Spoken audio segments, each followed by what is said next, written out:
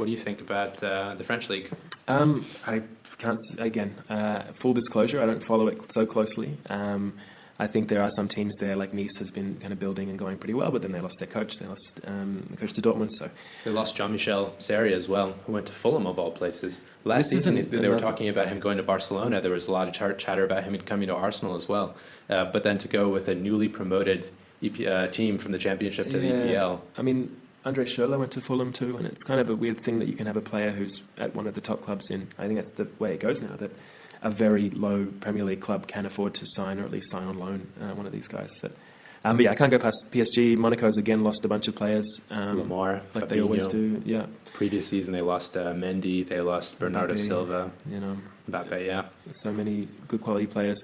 I can't go past. It'll depend on what happens as well with Neymar. I think this. He is everyone's favorite punching bag, and everyone loves to get stuck in. And I was pretty happy when that penalty was overturned in the World Cup because he overreacted.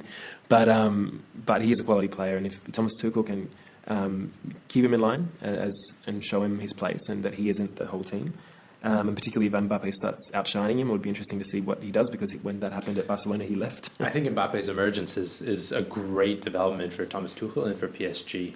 Yep. Because I think Emery last season was saying that every team kind of has its leader, and in most teams, it's usually the coach. Mm-hmm. But in PSG, it's Neymar, and at Barcelona, it's Messi. And Messi's personality is a bit more subdued, and he's been at Barcelona his entire playing career, and so he has a lot of respect for the institution, the systems, and their traditions. And Neymar coming in as this enfant terrible, really with the express stated purpose of being the main man and having the team built around him.